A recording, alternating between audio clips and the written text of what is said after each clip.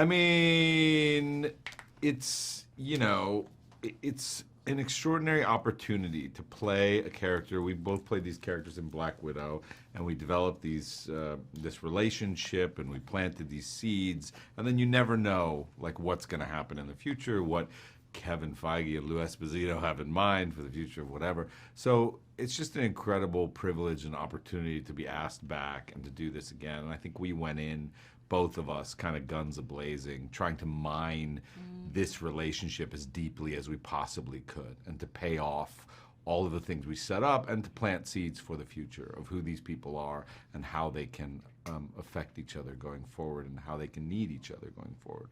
I think also just on top of that, Jake really wanted this movie to be a film that anybody could watch without having watched any other characters' backstory movies. And while that, was a great idea and really cool, I know that we both felt really defensive about the fact that, no, that might be true, but we really need a conversation about the fact that Natasha has gone and what that might be doing to both of these characters. And even though we're trying to create a movie that people don't need backstory, we need it, our characters need it, and as actors, for us to know where we are at and where our story is going, it was just something that we both felt very, very protective of. Her state of mind is a very dark one. She isn't doing well. She doesn't know really what she's here for anymore. Since the last time we saw her in Hawkeye, she is now fully processing and is dealing with the grief and the loss of her sister. And she doesn't really have much color anymore. She doesn't really know why she's here, and nothing gives her joy. And we kind of see her asking those questions to her dad. After a year of not seeing each other, we see her really trying to fumble and figure out how she can make herself want to wake up in the morning. And it's something that we watch and we all can recognize as someone that needs help. And it's through the movie and through her opening up and her being there for people that she actually begins to feel that love for life again. From the events of Black Widow, he's sort of on an upswing at the end of that movie, and he is not on an upswing now. He's not in a good place. He has a limo business, which is not thriving. He thought he would come to Washington, D.C. and literally be embraced by the American government as perhaps the next savior of America, and it didn't turn out that way. He's living in a studio apartment with a crappy limo business, barely making ends meet, not talking to his daughter. Though. What? It's a great smoke machine for the real thing. No, he not even talking to his daughter because he is unable to process the guilt around Natasha's death. He's unable to process, what it means to be a dad to her or what he has to offer her. I think he's lying to himself in many different ways and desperately clinging to some former glory. And so that's where we find him. And it's a great place to start because it means that he has a tremendous journey to go on should he choose to accept it. And luckily in this movie he does. Oh, that they make so many mistakes. And they hate themselves. So much. And they're struggling to work with one another. They don't know how to share. They don't know how to They don't know how to ask for help. They don't know how to ask for. They also are just like they're so used to being such lone wolves that they don't know how to even communicate or how to have any etiquette. And I think there's something quite wonderful and charming about watching all of those what's the word, attributes? Yeah. Together. Yeah. My brain. No, it's great attributes. Yeah. You were like, what's the word? I was like, misfits? Yeah. Like, crazy people. Yeah. Yeah. Watch them try to team up because they do team up despite their willful trying not to, and their willful need to believe that they are unlovable, unforgivable, unworkable in this world. They do wind up coming together. Oh, it was amazing working with Jake. He, all of the things that we've said that we loved about making this movie, it was him that really argued for it and defended the themes of this movie. So it just was a huge honor to be able to do a Marvel movie in this way. And what was he like to work with? He's such a supporter. He really believes in every single person that he hires, and he just thought that we were all great. That's what was so brilliant, was like when we'd go on set and he would ask us to do something ridiculous, because sometimes you do have to be asked to do ridiculous things on sets like these. He'd be like, now I know, but can you just trust me because you're amazing and you'll sell it? And you're like, okay, I'll do the thing. He did make us all feel very loved. So loved. And it was genuine. Like, I think he says it many times in interviews, and I believe him every time he says it, he just says, like, why'd you want to do this movie? And he's like, this cast. Yeah. He's like, can you imagine having this cast together? Yeah. And you're just like, oh yeah, you really do love us. He really loves us. And that's a beautiful thing, to walk onto set and know that you're going to be taken care of by a director in that way, and not compromised for some other department. And so it was really nice. Surprising. What about you?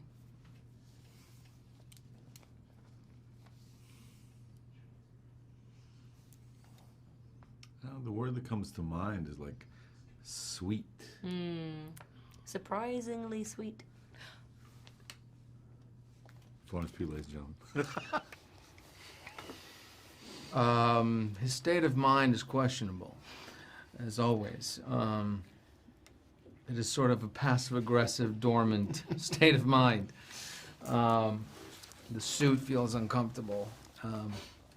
Maybe subconsciously he's growing his hair out, hoping someone will object. Basically, he's just trying to get someone to, pay attention. And I'm not sure he knows how to do it very well as a congressman, but he is trying to use it in a way to keep an eye on Valentina and what she's up to, because he's got a real big suspicion about her. John Walker's been in some undisclosed location for months, presumably murdering people, right? Because he can do that now. Works for Val. And you find him in a precarious situation with three other of our lovely castmates and Thunderbolts, soon to be. And they have to figure out how to get out of the situation that they're in, and by doing this, they become more fully realized versions of themselves and incredible teammates on the most incredible team that the MCU has ever seen. Right? What about Bob? Very. When a movie takes itself too seriously, it can really be not fun. And part of the experience of being in a Marvel movie is like, let's have some fun.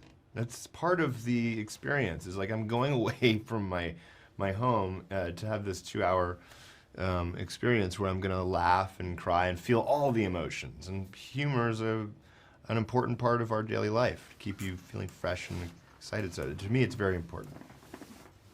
Humor, definitely, of course, but also I think it's getting the audience to invest and to care about these people and these people together. And I think it's really interesting because I really do feel like everybody was a good fit. I mean, even on and off screen. Mm-hmm. And just personality-wise and mindset, and I think if you understand what these characters are trying to learn from or get through, then I think you're invested and you want to see them succeed. Mm-hmm.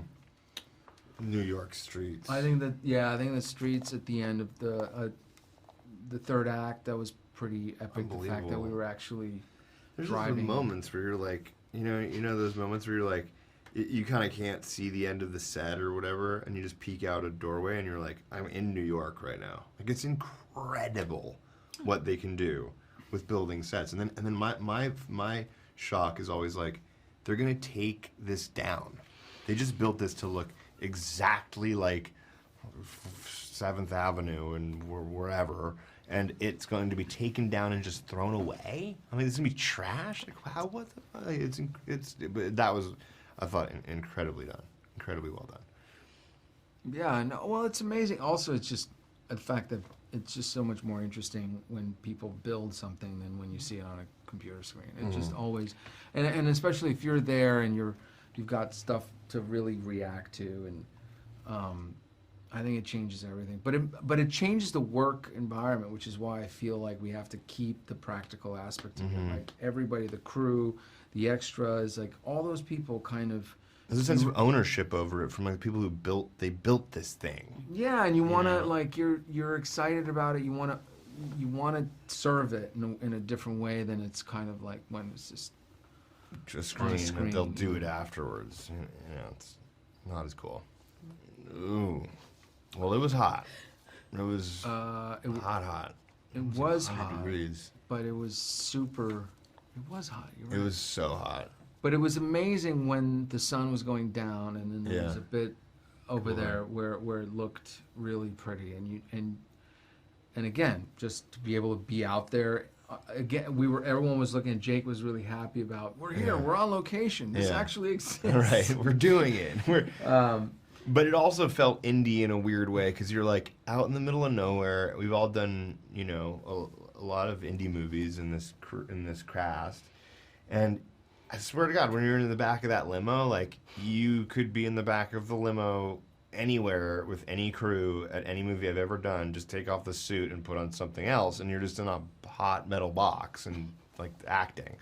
And that was what was so I love. You know, you can't fake that. You know, it's nothing. It wasn't a process trailer. It was a process trailer for some of it. What am I trying to say? It wasn't the screen, the volumes that they use now that are like, you know, they're great, but they're not the real thing. And Sebastian's the elements that you had of riding the motorbike and flipping all of those cars flipping, those were real. Like Shane was driving the car when it flipped and flipped 80 times, and like all those are real things happening.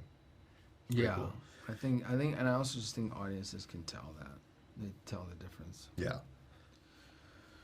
Jake is very dry, but very funny and cautiously optimistic, I would say. Cautiously optimistic is good. But he had like a really good handle on what this is, I guess, what this movie is, what the tone is, and what makes this movie. How is it funny and different than something like Guardians of the Galaxy, or how is it as real as something like Captain America: Winter Soldier?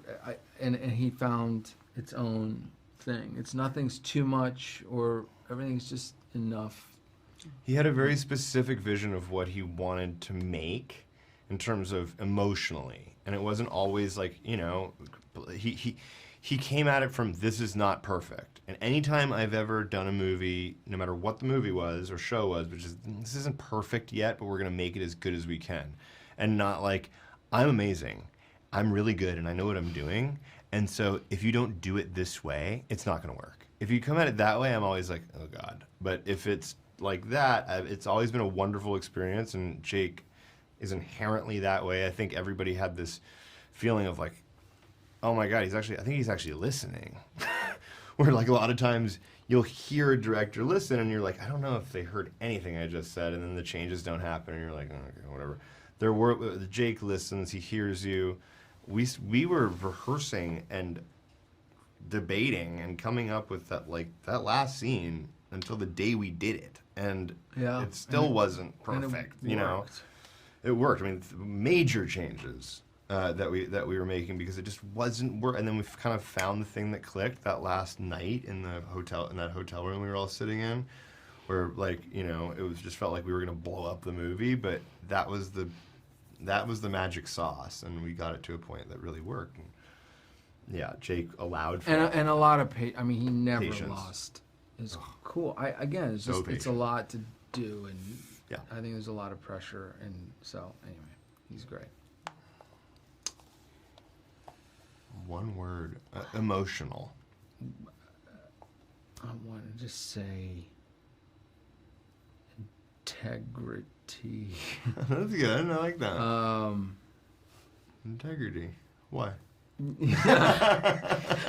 Well, because I think it's about, honestly, it's about ownership. It really is. Or maybe that's it. It's ownership, right? And I think ownership as it pertains to the good, the bad, and the ugly, and being able to, that's what I think all of these characters are complex in that way, and they're three-dimensional because they have all those parts, and they're not, and I love that the movie is not trying to make any one of them more heroic than they've earned it for them to be, and it's not running away from showing how flawed they are, and I think that's one thing that will always separate this movie from the rest.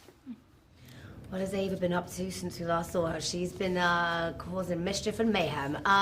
She's been, where we last find her in Ant-Man and the Wasp, Janet Pym has healed her, and she's now not so volatile. She's not naive. She's not immature. She's not surviving, and she's not in pain. She's very much employed in this. She hasn't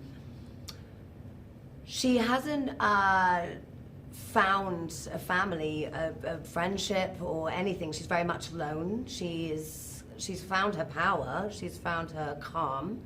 She's found her control, and I think she's dangerous. But I think she's very much got her guard up. She's a bit of a stubborn mule, very sarcastically, but she's got her Fort Knox up. She's not prepared to play with others. Oh, there's a lot of feelings around that. They're all very excited and glowing and good feelings, obviously. And then there's also feels like there's a lot of responsibility that I'm mostly putting on myself because I care so deeply about this story, and I've been such a fan of Marvel for so long, and I know what it means to be a fan of something, and it's a real. It's not a task I take lightly, I think that to inhabit a character that's been around for so long is rightfully it's a challenge because there's so many things that we love about the characters that we love, and that we grab so tightly onto them because they do feel so comfortable, like a comfort blanket. And so I wanted to make sure not to step on sacred grounds in that way. I think I was lucky that I am playing this character because I felt like I had so much to draw from, and I felt like I had a lot of the themes that he kind of deals with and goes through. I think were felt very like places I had kind of already kind of traversed through, and so I think that's another reason why I felt like I really wanted to do it justice, because I was like I know what this feels like, and I should be able to convey that, and so I just wanted to make sure that I did that. Luckily, I had the most amazing cast of all time surrounding me, and one of the best directors around, and the entire Marvel team like helping me and putting wind in my sails. So I couldn't have been in better hands. I think as an actor, you bring, you do relate to the character in your own way, in your own self, because at the end of the day, I'm not a ghost, so I can't sit here and go, so I phased yesterday. Like, it's the emotional and complex, making these characters 3-dimensional, 4-dimensional. It's connecting with what the character, what the struggles are of the characters, which is what we want the audience to feel relatable. I can relate to my character.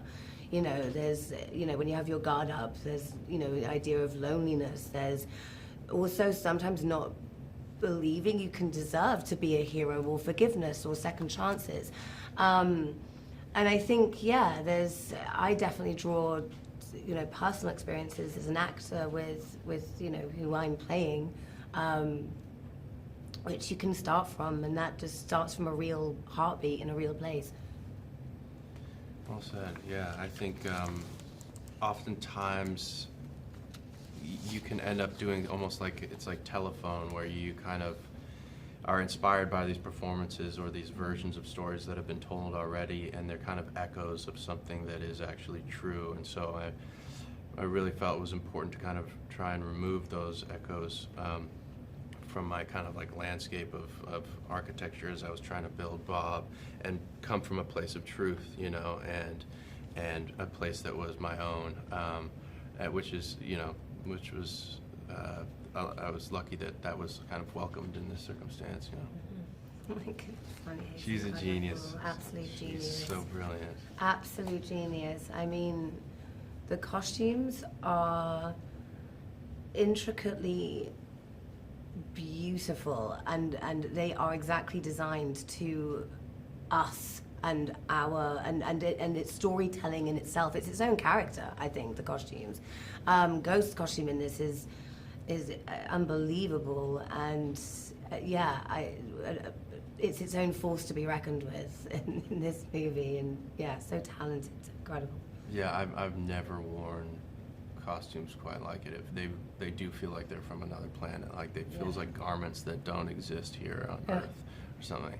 And then to have them tailor-made to your body is a very bizarre experience, where it's like this will not fit anyone as well as it fits me, which is a really empowering kind of thing for somebody like Sonia to give an actor, Yeah, she's like, honestly, she really has given Ghost her posture. It's like it's a whole complete different posture, and I feel like you feel like a hero. You feel beyond. You feel like you're not you anymore when you put these costumes on, and it really kind of sets you up when you get on set, and you're not only surrounded by the set and the whole universe and the gravitas of that whole thing. You feel like you're part of it because of the costume and everything that comes with that. Amazing. Yeah, it was amazing. I mean, he's genius. a total genius. I think it's a hard task to come into a world like this and operate in a comfortable way. And there was never a single point where I was like, oh, yeah, it's just every day I was like, there's nobody better fit for this than you, because he really understood the assignment, as people say on the internet these days. He really was like, while also challenging it and also being like, I understand what world I'm operating in, but I also kind of want to push the boundaries and nudge them and kind of like see where where it can be expanded a little bit and where there's room to grow within it, which is a commendable trait to have as a director. I'd follow him to the end of the earth. Yeah, you certainly felt really completely in safe hands, and really trusted his guidance and the patience, the nurturing of the characters, and he really is an Einstein of a director, and very meticulously, just so, I think, inspiring to really tell these characters' stories as well. It's a perfect match, if you will. Yeah. Yes. Lots of hot yoga. Did a lot of hot yoga. We had incredible, we all trained, and not only with stunts, we had incredible trainers. You had to train a lot for. we all did, but you really did.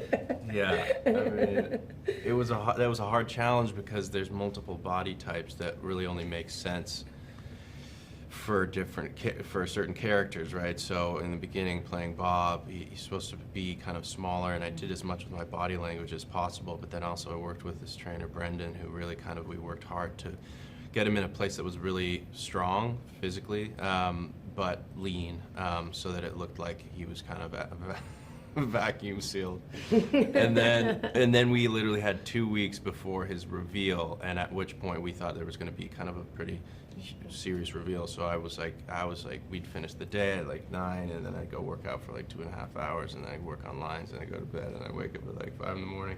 And I was like, it was really important to me, because I was like, it irks me when I watch something and their power is dissonant to their physical presence, And so I really wanted that to be as believable as possible. Obviously, powers can look and materialize in a lot of different ways, but it was important to me that there's some sort of thing in the serum that actually starts to kind of like metastasize within his body.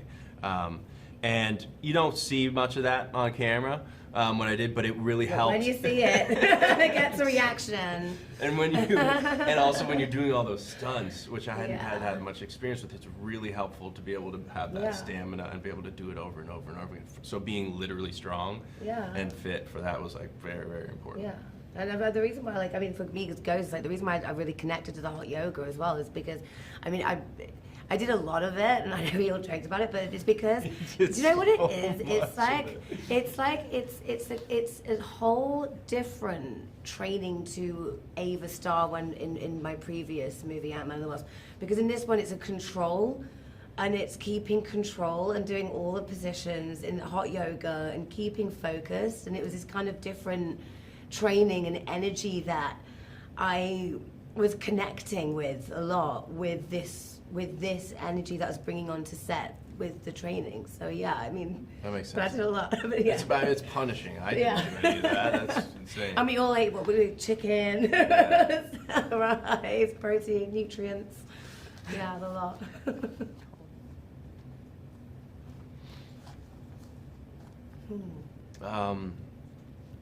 Mine would be home, because I think home we often think of as a place, a physical place, but I do think you can travel with people and people can inhabit the idea of home, and I think every character in this kind of finds their own home. I'm going to say journey because you see the characters physically go on a journey in the desert in a certain limo. And it's the journey of all the characters and of where they come from, where they're going to go, and the discovery of and their journey together. What makes Valentina a great villain is that she isn't quite a villain. She's more complicated than that. It's not very straightforward with Valentina. She's sort of, I like to think of her as an anti-villain. And yes, I think that she might have good qualities underneath it all. She is somebody who is obsessed with power, and she has an insatiable desire for it, which is a driver for her. But you get to understand why she has such an insatiable desire, and that makes her a little more, shall we say, approachable, I think.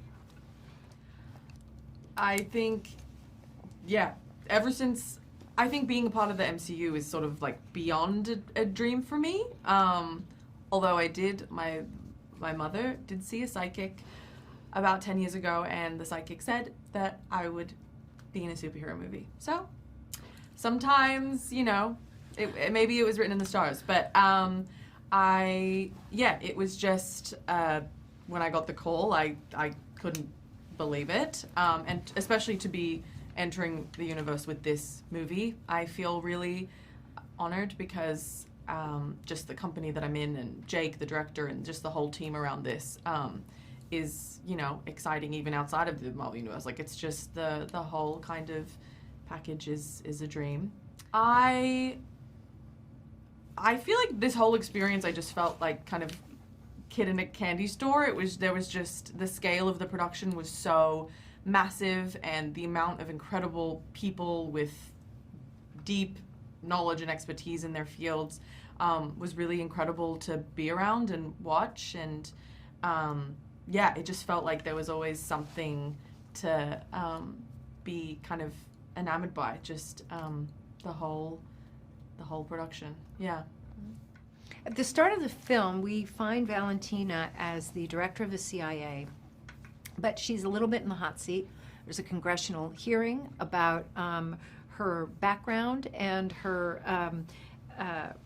shall we say, her intentions. She's potentially in trouble, but she's not going to capitulate in any way. Yeah, I think Mel is very ambitious and smart and savvy and a good student. I think that she wants to impress Valentina, who's a very, you know, powerful, successful impressive woman, and she wants to be on her good side. And then as more of what Valentina is doing is coming to light, and Mel is confronted with the reality of what it takes to get to her position, I think, that then calls to question where she fits in this world, and kind of her inner struggle that she's dealing with. Yeah.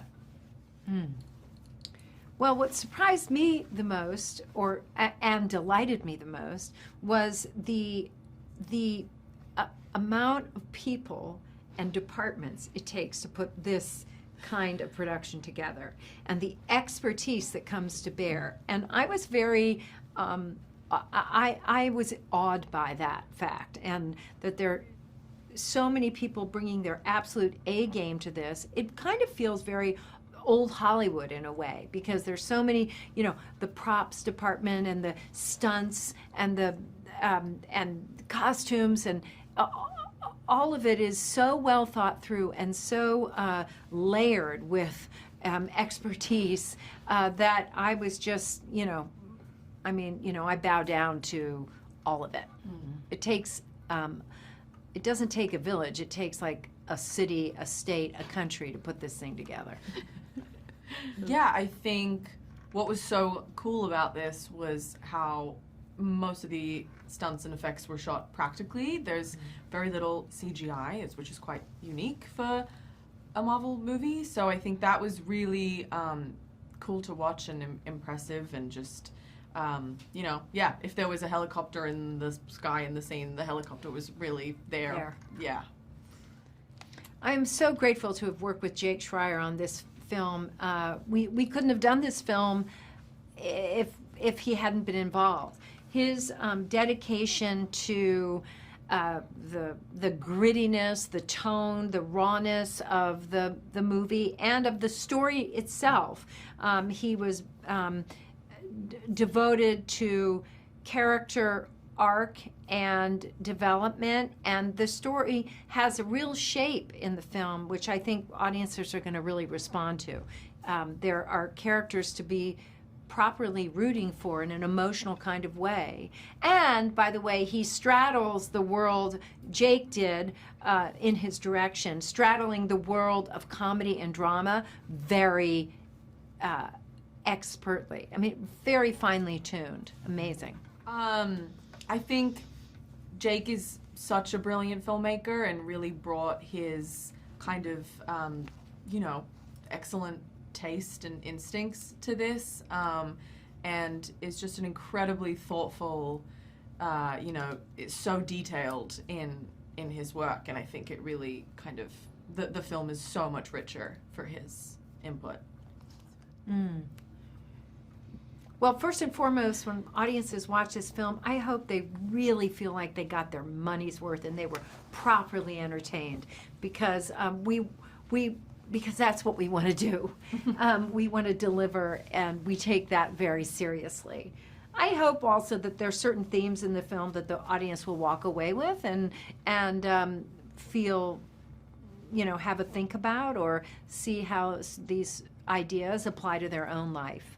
And so there's that. But ultimately, we just want them to have a really good time. One word?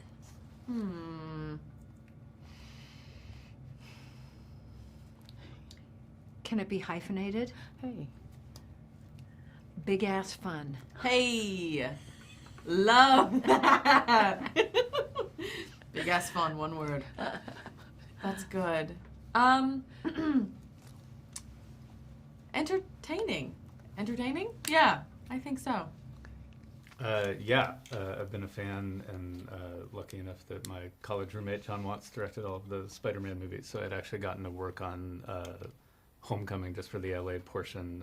Did second unit of those pickups, so I'd gotten to know the folks at Marvel through that. And I mean, I think anytime you get to work in this world that people care about so much, and with this cast, I mean, how could you not be excited?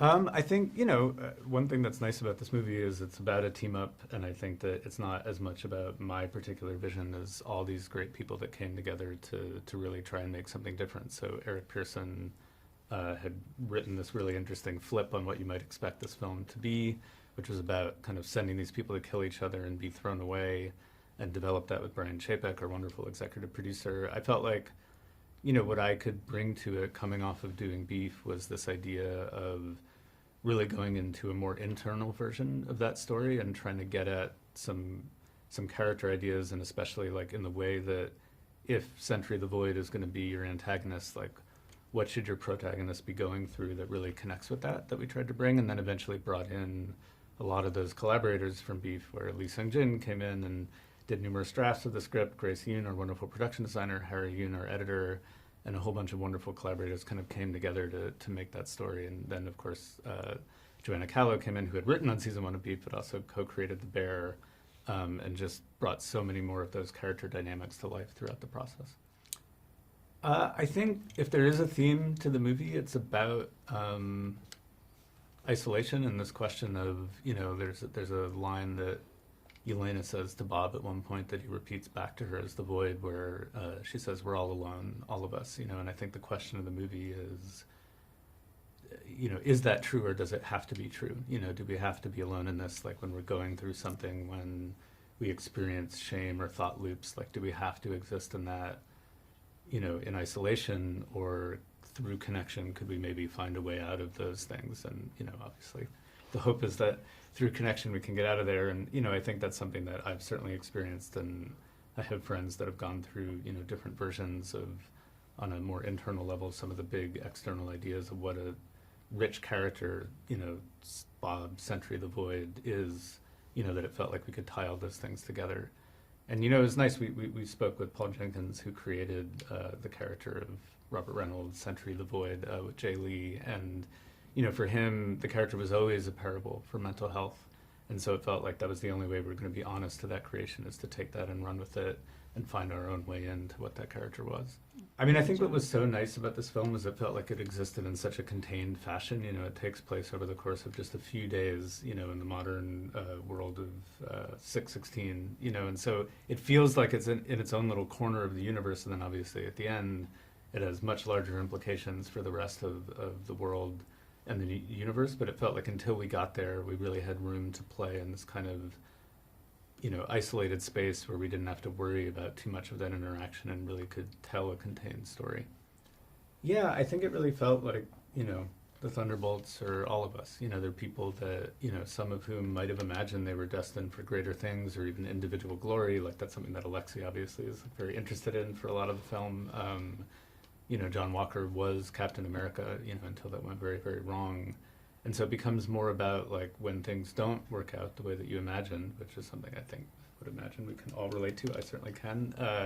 Where do you go from there, and what can you build from that? And what and who do you need to find to kind of come out of that place? And could you maybe be something greater as the sum of your parts than being stuck in that isolation?